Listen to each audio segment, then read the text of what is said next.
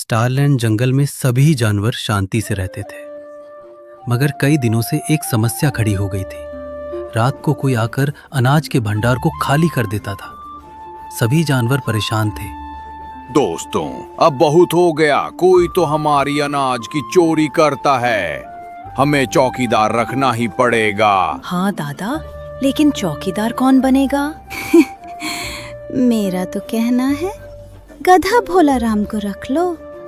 रात भर जागता है, वैसे भी दिन में ही सोता रहता है। हाँ, सही कहा रिंकी। उसकी ढेंचू ढेंचू की आवाज से तो चोर भाग जाएंगे। लेकिन भाई, मैंने कभी चौकीदारी नहीं की। अगर गलती हो गई तो? भोला राम, ये तुम्हारा फर्ज है। जंगल की सुरक्षा तुम्हारे हाथों में होगी। अब गधा भोला राम चौकीदार बना। पहली ही रात वो पूरे जोश में पहरा देने बैठा।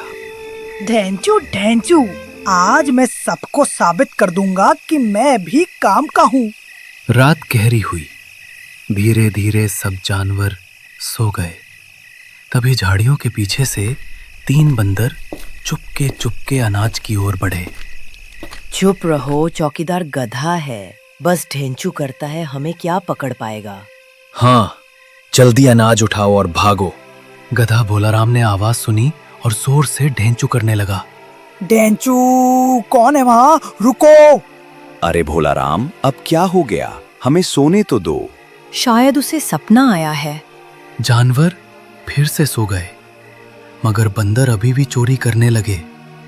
भोला राम को एक चाल सूझी। अगर मैं केवल ढेंचू करता रहूंगा तो कोई नहीं मानेगा। मुझे जाकर सबको दिखाना होगा। भोला राम जोर से भागा और बंदरों के सामने आकर खड़ा हो गया। रुको बदमाशों, जंगल का चौकीदार मैं हूँ। चोरी करते पकड़े दे। अरे भागो, गधा सच में चौकीदार बन गया है। शोर सुनकर सभी जानवर दौड़ कर आए। ये क्या हो रहा है? ये तीनों बंदर चोरी कर रहे थे, मैंने पकड़ा है। वाह भोला राम, तुमने तो कमाल कर दिया। अब तो साफ है कि असली चौकीदार तुम ही हो। मेरी चाल उल्टी पड़ गई। भोला राम, आज से तुम पूरे जंगल के आधिकारिक चौकीदार हो। तुम्हारी ढेंचू की आवाज ही हमारी सुरक्षा का बिगुल होगी। उस दिन के बाद गधा भोला राम सिर्फ गधा नहीं, बल्कि जंगल का चौकीदार कहलाया। सब जानवर अब उस पर गर्व करते थे।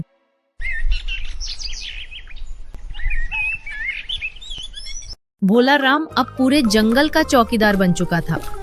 उसकी ढेंचू की आवाज सुनते ही जानवर चौकन्ने हो जाते। लेकिन चोर बंदरों की हार के बाद अब नए शातिर जानवरों ने चोरी करने की योजना बनाई।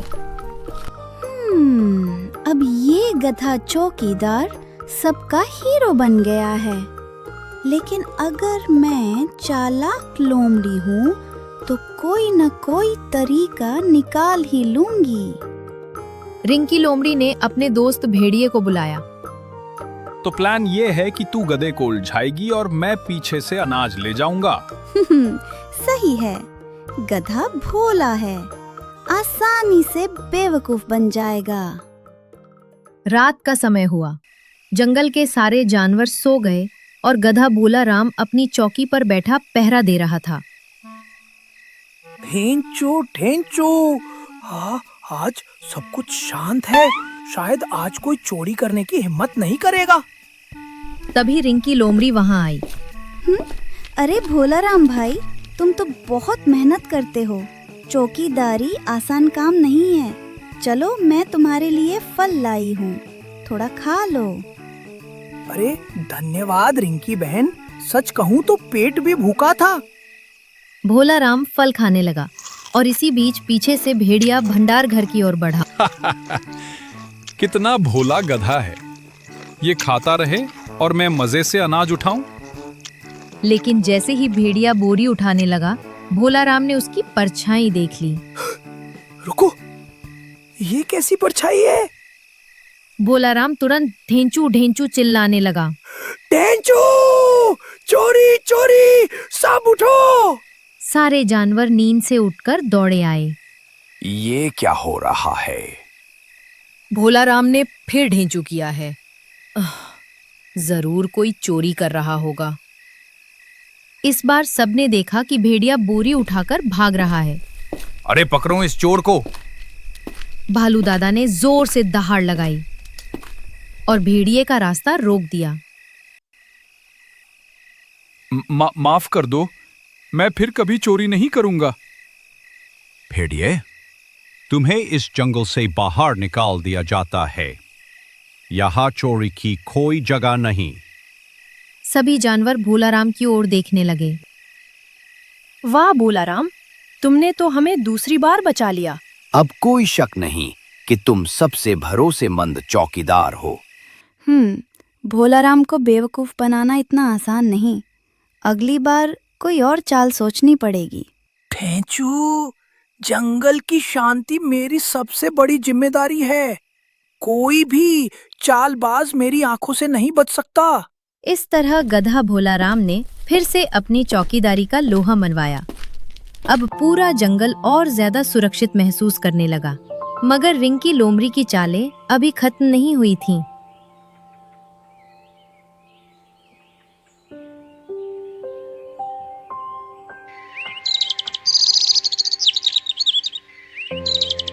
रिंकी लोमड़ी को गधा चौकीदार भोलाराम से हार मानना बहुत बुरा लग रहा था। उसने कसम खाई कि चाहे कुछ भी हो, वह भोलाराम को शर्मिंदा जरूर करेगी। गधा अब सबका हीरो बन गया है। अगर ये ऐसे ही चलता रहा तो कोई मुझे चालाक ही नहीं कहेगा। मुझे कोई ऐसी योजना बनानी होगी कि सबको लगे भोलाराम ही गुनहगार है। एक दिन उसने उल्लू बुद्धिराम से मुलाकात की। रिंकी, तुम क्यों इतनी परेशान हो? मुझे भोलाराम को बेवकूफ साबित करना है। सबको लगे कि वही चोरी करता है। क्या तुम मदद करोगे? मैं सीधा चोरी नहीं कर सकता, पर तुम्हें आइडिया दे सकता हूं। तुम खुद चोरी कर लो और सबूत भोलाराम के पास डाल दो। कमाल, यही तो चाहिए था। रात का समय हुआ। जंगल की सभी जानवर सो गया। गधा चौकीदार भोलाराम अपनी चौकी पर घूम रहा था। ढेंचू, सब शांत है, लेकिन मुझे लगता है कोई नई चाल जरूर चलेगा। इसी बीच रिंकी चुपके से अनाज की एक बोरी उठा कर लाई और उसे भोलाराम की झोपड़ी के पीछे रख दी। फिर जोर से चिल्लाई, बचाओ, चोरी चोरी हो गई। सब जानवर जाग गए और दौड़ कर आए। कहाँ चोरी हुई? देखो देखो, भोलाराम की झोपड़ी के पीछे बोरी पड़ी है। चोरी उसी ने की है। क्या? भोलाराम? लेकिन वो तो चौकीदार है। पर बोरी तो सच में उसकी झोपड़ी के पास है। ढेंचू, ये कैसे हो सकता है? मैंने तो कुछ नहीं किया। ये बोरी यहाँ आई कैसे? भोलाराम, सबूत तुम्हारे खिलाफ है। तुम्हें कुछ कहना है? महाराज, मैं निर्दोष हूँ। मुझे फंसाने की साजिश है। अगर मुझे मौका दिया जाए तो मैं असली चोर को पकड़ कर लाऊंगा। जानवरों ने सोच विचार किया और तय किया कि भोलाराम को एक और मौका दिया जाए। ठीक है भोलाराम, कल रात हम सब छुपकर पहरा देंगे।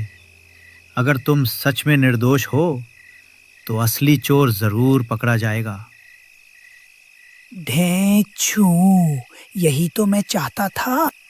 जंगल में अगली रात आई। सभी जानवरों ने तय किया कि आज वे छुपकर पहरा देंगे। गधा भोलाराम चौकी पर हमेशा की तरह खड़ा था, मगर बाकी सब पेड़ों और झाड़ियों के पीछे छिपे हुए थे। ढेंचू, आज मुझे साबित करना है कि मैं निर्दोष हूँ। असली चोर को पकड़ना ही होगा। थोड़ी देर बाद हमेशा की तरह रिंकी लोमड़ी धीरे धीरे भंडार घर की ओर बढ़ी। उसने सोचा कि सब सो गए होंगे। हाँ हाँ, आज फिर एक बोरी निकालकर भोलाराम पर फेंक दूंगी, फिर सब उसे ही दोषी मानेंगे। जैसे ही रिंकी ने बोरी उठाई, तभी पेड़ के पीछे से लाली हिरन ने देखा। अरे, चोरी तो रिंकी कर रही है। अब तक रिंकी बोरी उठाकर भोलाराम की झोपड़ी के पास रखने ही वाली थी कि अचानक भोलाराम जोर से ढेंचू कर उठा। ढेंचू, पकड़ी गई चोर। इसी पल सारे जानवर अपने अपने छिपने के स्थान से बाहर आ गए। रिंकी, तो ये सब तुम्हारी चाल थी। तुम ही बोरी चुराकर भोलाराम पर इल्जाम लगाती थी। नहीं, मैं तो बस। चुप रहो रिंकी, हम सब ने अपनी आंखों से देखा है, तुम्हारी सच्चाई खुल चुकी है। रिंकी की सारी चालें नाकाम हो गईं।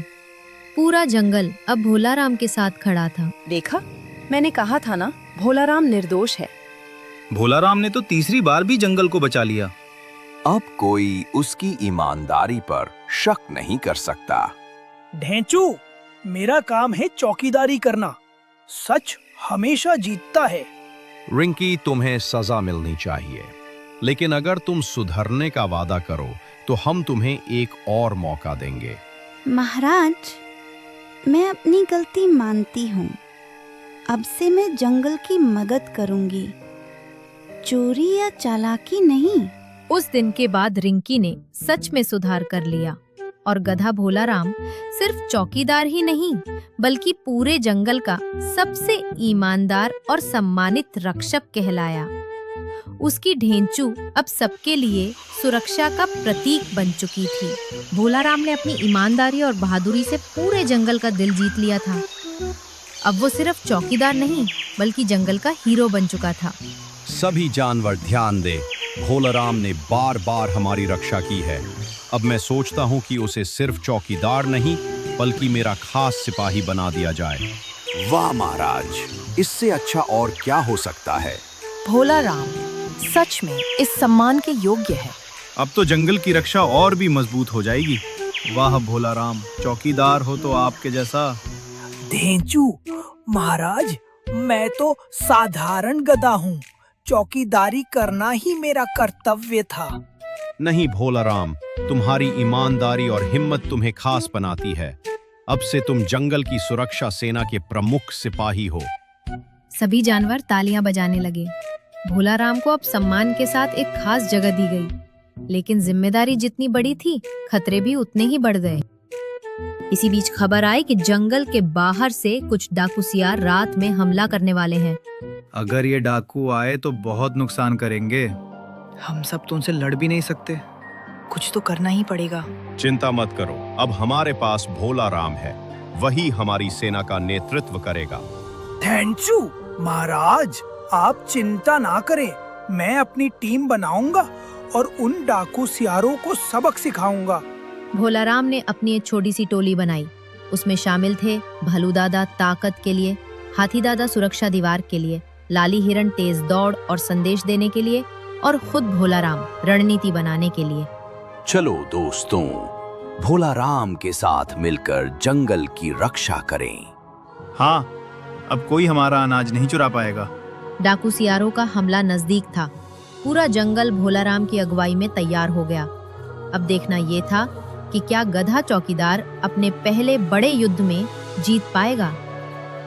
रात का समय था, जंगल में सन्नाटा पसरा हुआ था। सब जानवर डरे सहमे थे, क्योंकि खबर थी कि डाकू सियार कभी भी हमला कर सकते हैं। लेकिन भोलाराम और उसकी टोली पूरी तरह तैयार थी। ढेंचू, दोस्तों, आज हमारी असली परीक्षा है। हमें डरना नहीं है। अगर हम सब मिलकर खड़े होंगे तो ये डाकू सियार हमारी ओर देख भी नहीं पाएंगे। सही कहा भोलाराम, मैं अपने विशाल शरीर से रास्ता रोक दूंगा। कोई भी डाकू आगे नहीं बढ़ पाएगा। और मैं अपनी ताकत से उन्हें सबक सिखाऊंगा। अगर कोई भागने की कोशिश करेगा तो मैं सबसे तेज दौड़कर पकड़ लूंगी। जैसे ही घड़ी ने आधी रात का समय बताया, झाड़ियों से गुर्राते हुए 10 डाकू सियार निकले। उनकी आंखों में लाल चमक थी। हाँ हाँ हाँ, ये जंगल अब हमारा होगा। अनाज और फल सब हमें चाहिए। ढेंचू, ये जंगल हमारा है, चोरी करना बंद करो वरना पछताओगे। डाकू सियार हंसते हुए आगे बढ़े। तभी हाथी दादा ने अपना विशाल पैर पटककर जमीन हिला दी। पूरा इलाका गूंज उठा। अरे, ये तो सच में बहुत ताकतवर है। भालू दादा ने एक जोरदार दहाड़ लगाई और 2 डाकू सियारों को पकड़कर दूर झाड़ियों में पटक दिया। जंगल हमारा है, भागो यहाँ से। बाकी डाकू सियार डर तो गए, लेकिन उनका सरदार अभी भी जिद पर था। वो भोलाराम की ओर झपटा। गधे, तू हमें रोक पाएगा? हाँ, क्योंकि सच और ईमानदारी की ताकत सबसे बड़ी होती है। भोलाराम ने पूरे जोश से अपनी टांग उठाकर एक जोरदार लात मारी। धराम! डाकू सियार सरदार हवा में उछलकर दूर जा गिरा। आह, नहीं, हम हार गए, भागो। बाकी सारे सियार सरदार को उठाकर जंगल से भाग निकले।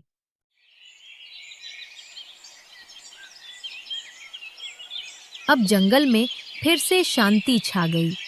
जिंदाबाद भोलाराम चौकीदार, जिंदाबाद। आज तुमने न सिर्फ चौकीदारी की बल्कि पूरे जंगल की रक्षा भी की। अब तुम सिर्फ चौकीदार नहीं बल्कि हमारे जंगल के मुख्य रक्षक हो। ढेंचू, मैं तो बस अपना कर्तव्य निभा रहा था। ये जीत मेरी नहीं, पूरे जंगल की है। उस दिन से गधा भोलाराम को सब जंगल का रक्षक कहने लगे। अब कोई भी चोर या डाकू जंगल की ओर आंख उठाकर भी नहीं देखता था और भोलाराम की ढेंचू की आवाज सबके लिए हिम्मत और सुरक्षा का प्रतीक बन गई। और अगले दिन गद्दे के पास पहुंच जाती है। अरे लोमड़ी बहन, तुम कहाँ जा रही हो? लगता है तुम शिकार पर जा रही हो। अरे नहीं नहीं गधे राजा, मैं तो तुम्हारे पास ही आ रही थी क्योंकि महाराज ने तुम्हें सभा में बुलाया है और मैं तुम्हें वहीं ले जाने के लिए आई हूँ। महाराज ने मुझे सभा में बुलाया है। क्या हुआ लोमड़ी बहन? मुझसे कोई गलती हो गई है क्या? मैंने तो कुछ भी नहीं किया है।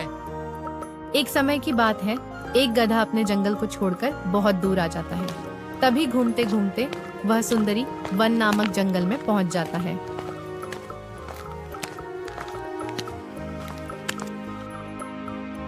अरे वाह, ये जंगल तो पूरा हरा भरा है। इस जंगल में तो अच्छी अच्छी मीठी मट्ठी घास खाने को भी मिलेगी। मैं तो खाली ही उस जंगल में छिपा हुआ था। लोग तो खाली ही मुझे मूर्ख बोलते हैं। इससे तो मेरी सारी जिंदगी आराम से गुजर जाएगी, लेकिन इस जंगल में खतरनाक जानवर भी हो सकते हैं। मुझे संभल के रहना होगा। काश कि कोई मेरा दोस्त बन जाता यहाँ। फिर गधा वहाँ से आगे निकल जाता है। कुछ ही दूर चलने पर उसे एक तालाब दिखाई देता है। तालाब को देख गधा बड़ी खुशी से कहता है, अरे रे, इस जंगल में तो पानी की भी कोई समस्या नहीं है। यहाँ तो इतनी बड़ी झील है। मैं तो पूरे दिन आराम से बैठा रहूंगा। वाह रे गधे, क्या किस्मत है तेरी। लोग तो यूं ही तुझे पागल समझते हैं।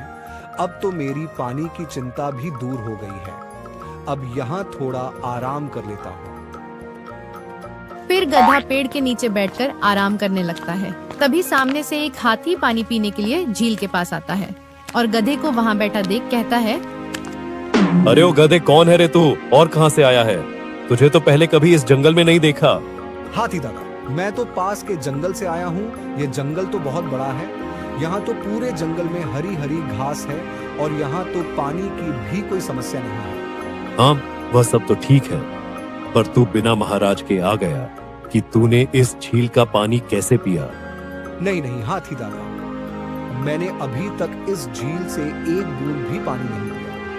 मैं तो यहाँ पेड़ के नीचे बैठकर आराम कर रहा हूँ। यह सब मैं कुछ नहीं जानता। अब तो इसका फैसला शेर महाराज ही करेंगे। कल सुबह एक सभा बैठाई जाएगी, अब उसमें ही तुम्हारा फैसला होगा। अगले दिन हाथी गधे को लेकर सभा में पहुंच जाता है। बोलो हाथी, तुमने इतनी जल्दी में सभा क्यों बुलाई? सब कुछ ठीक तो है? नमस्ते शेर महाराज। मुझे कल यह एक गधा मिला जो कि झील के पास बैठा हुआ था। और महाराज, यह तो हमारे जंगल का भी नहीं है। मुझे तो यह किसी दूसरे जंगल का जासूस लगता है। अच्छा हाथी, तो ऐसी बात है। कौन है रे तू और कहां से आया है तुझे? इस जंगल में किसने भेजा है? पता किसका जासूस है तू? जल्दी जवाब दो, नहीं तो मुझे ही कुछ करना होगा। शेर महाराज, मैं कोई जासूस नहीं हूँ, मुझे क्षमा कर दे। मैं तो इस जंगल की हरी भरी घास देखकर खुद को काबू नहीं कर पाया और यहाँ पर आ गया। मुझे इस जंगल के नियमों का कुछ भी पता नहीं था महाराज। मैं तो सिर्फ अपनी भूख मिटाने इस जंगल में आया था और सोचा यहीं रहकर अपनी जिंदगी आराम से गुजार लूंगा महाराज। मुझे भी इसी जंगल का सदस्य बनना है। अच्छा, तो ऐसी बात है, ठीक है। गधे राजा, तुम जाओ और इस जंगल में आनंद से रहो। और हाँ, कुछ भी चालाकी की तो अंजाम बहुत बुरा होगा। ठीक है महाराज, आपका बहुत बहुत धन्यवाद। फिर गधा वहाँ से चले जाता है और तभी शेर बोलता है, देखो लोमड़ी, तुम्हारा काम यह है कि अब तुम इस पर तब तक नजर रखेगी जब तक कि पता नहीं चल जाता कि यह सचमुच गधा है या कोई जासूस बनकर आया है। और हाथी, तुम उसके दोस्त बनकर उसके साथ रहो और उसकी मानसिकता का पता लगाओ। जी महाराज, जैसी आपकी आज्ञा। शेर की आज्ञा के अनुसार लोमड़ी गधे का पीछा करती है और तभी झील के पास खड़ा होकर कहता है, बड़ा ही अजीब जंगल है यहाँ, तो पानी पीने के लिए भी महाराज की आज्ञा लेनी पड़ती है। खैर मुझे क्या, मेरे तो मजे हैं। अब तो रोज हरी हरी घास खाने को मिलेगी।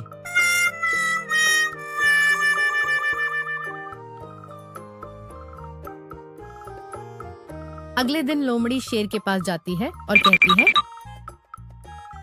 महाराज, वह तो सचमुच का ही गधा निकला। उसे तो बस खाने और सोने की पड़ी रहती है। और महाराज, मुझे तो लगता है हमें उसे इस जंगल का चौकीदार बना देना चाहिए। पूरा दिन जंगल में घूमता ही रहेगा। हाँ लोमड़ी, बात तो तेरी सही है। हमें भी एक चौकीदार की जरूरत थी जो कि पूरे जंगल में घूमते रहे। इससे हमारे लिए भी ठीक रहेगा। बिना किसी टेंशन के आराम से सो सकते हैं और हमारे जंगल की सुरक्षा भी हो जाएगी। ठीक है लोमड़ी, तुम जाओ और कल इस गधे को लेकर सभा में आओ। वहीं सबकी राय लेकर उसे चौकीदार बनाने का फैसला लिया जाएगा। ठीक है महाराज, मैं जल्दी ही उस गधे को लेकर सभा में पहुंचती हूँ। फिर लोमड़ी वहाँ से चले जाती है और अगले दिन गधे के पास पहुँच जाती है।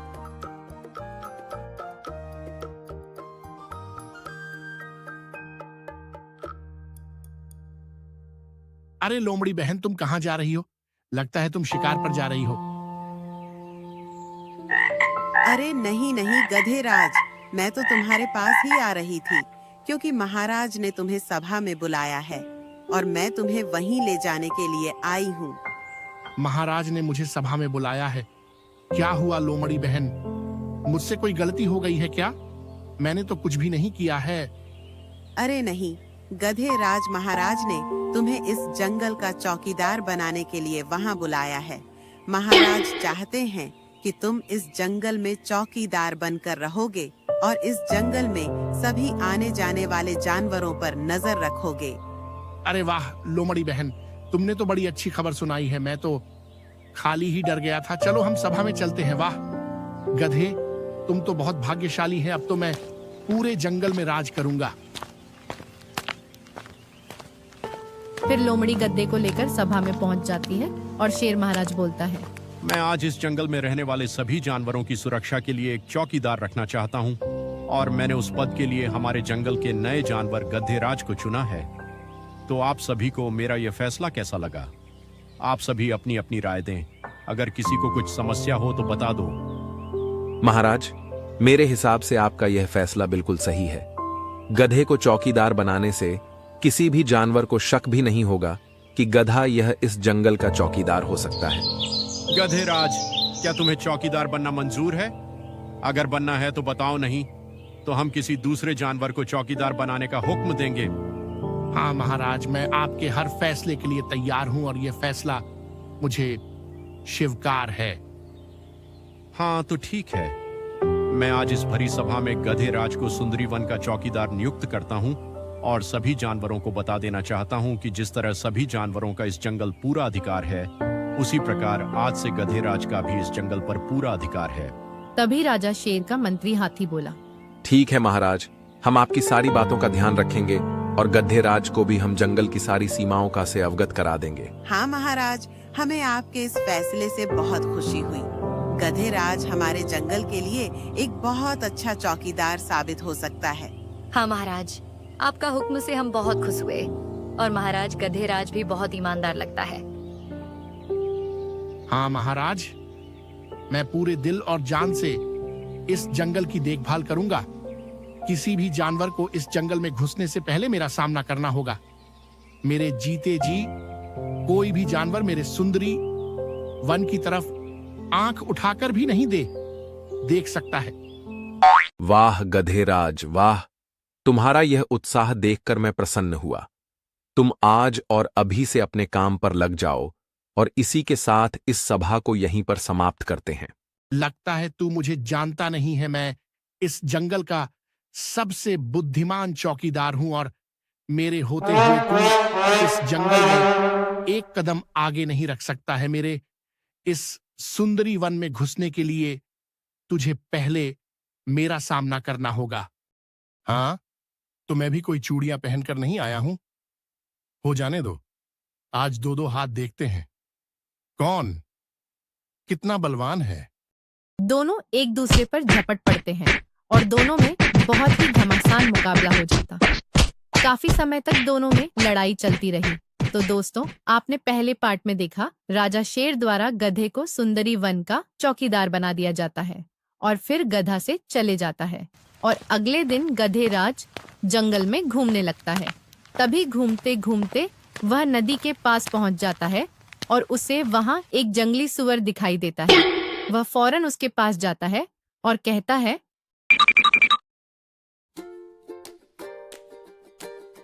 अरे ओ सुअर, कौन है रे? तू और कहां से आया है? बिना मेरी इजाजत के तू इस जंगल में कैसे आया? तू जानता नहीं मैं कौन हूं? हाँ हाँ, इतने बुरे दिन आ गए क्या? हमारे जो एक गधा हमारा रास्ता रोकने को चला है। चुपचाप मेरे सामने से हट जाओ, वरना अपने इन तीखे दांतों से तुम्हारे चीथर उड़ा दूंगा। तभी गधा बड़े ही गुस्से में बोलता है, लगता है तू मुझे जानता नहीं है। मैं इस जंगल का सबसे बुद्धिमान चौकीदार हूँ और मेरे होते हुए तू इस जंगल में एक कदम आगे नहीं रख सकता है। मेरे इस सुंदरी वन में घुसने के लिए तुझे पहले मेरा सामना करना होगा।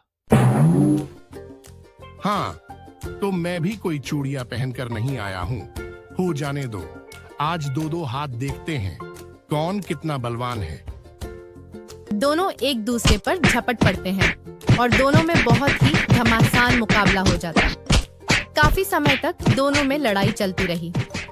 अंत में गधे राज को जंगली सुअर ने बहुत बुरी तरह से घायल कर दिया और बोला, हमने तो अच्छे अच्छे शेरों को मार डाला। तू क्या चीज है? हमारे सामने से जा, चला जा यहाँ से। मैं तुझे जीवन दान देता हूँ। आखिरकार गधा अपने आप को हार मान लिया।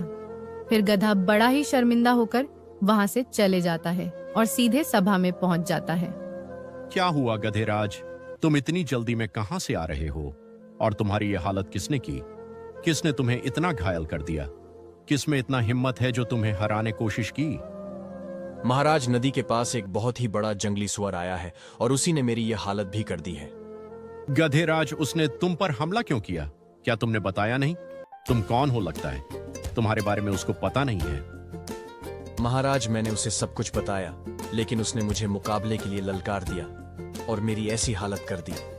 महाराज, वह बहुत ही खतरनाक है और उसने तो बड़े बड़े शेरों को भी मौत के घाट उतारा है।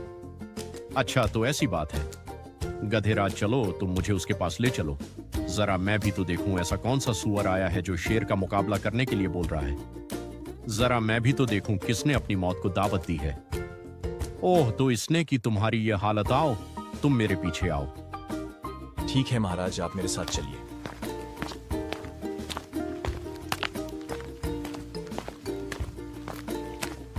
फिर गधा शेर को लेकर निकल जाता है और नदी के पास जाने लगता है। तभी उसे पेड़ के नीचे वही जंगली सुअर दिखाई देता है।